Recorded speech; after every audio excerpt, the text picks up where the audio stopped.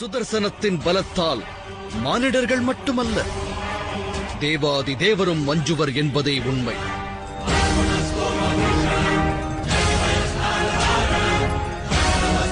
எனது ஞானத்தின் சக்தி, இதுவரை நான் அடைந்த பலம், எனது ஆத்மாவின் உறுதி அனைத்தையும் உள்ளடக்கியது.